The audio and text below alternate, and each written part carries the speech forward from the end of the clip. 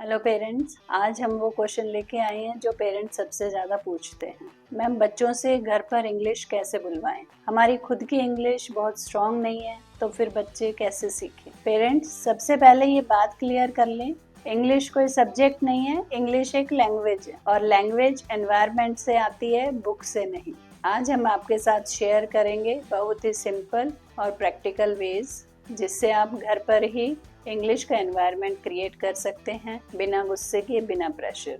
Hi, I am Usha Gehlot, director, mentor and educationist. Parents, सबसे पहले आपको माइंडसेट चेंज करना जरूरी है। मुझे इंग्लिश नहीं आती, गलती हो जाएगी, बच्चे गलत सीख लेंगे। प्लीज याद रखिए, गलती होती रही लेकिन बोलने से ही फ्लुएंसी आती है। परफेक्ट इंग्लिश नहीं, कॉन्फिडेंट इंग्लिश चाहिए। अगर बच्चा गिरकर चलना सीखता है तो बोलना भी गलतियों के साथ ही आ जाता है। तो सबसे पहले आप शुरू कीजिए, start with daily life sentences. आपको जरूरी नहीं है बच्चों को ग्रामर सिखानी, बच्चे को आप सिंपल घर के यूज के लिए सेंटेंसेस बोल सकते हैं, उससे भी बच्चों की फ्लुएंसी बनेगी। जैसे मॉर्निंग से ही wake up, brush your teeth, take a bath, wear your uniform. खाना खाते वक्त sit properly, eat slowly, chew properly, finish your food and keep your plates in the kitchen। ये छोटे छोटे सेंटेंसेस भी बच्चा जब रोज सुनता है और बोलता है, उससे ही बच्चों में इंग्लिश का डर खत्म हो जाता है।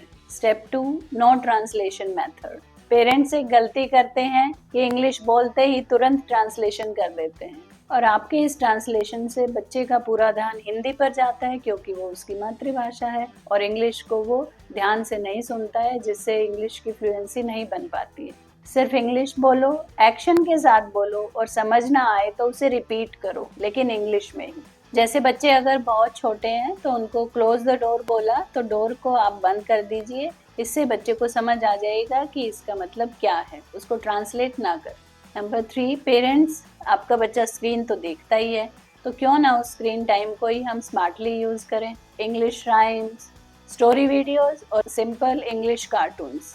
लेकिन पेरेंट्स एक रूल बना लीजिए कि वीडियो के बाद बच्चों से डिस्कशन जरूर हो। पूछिए, what did you watch, who was your favourite character and what happened in the story. चाहे ब्रोकन इंग्लिश ही हो, but let them speak in English.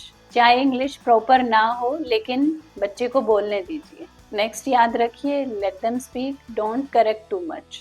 बच्चे बोले he go to school, parents तुरंत टोक देते हैं, no no this is wrong grammar. Please parents ऐसा मत कीजिए, इससे बच्चा तुरंत बोलना बंद कर देता है। आप करेक्ट सेंटेंस रिपीट कीजिए, yes he goes to school, no lecture, no scolding, बस मॉडलिंग। इंग्लिश स्पीकिंग को गेम बना दीजिए, एक सब्जेक्ट नहीं।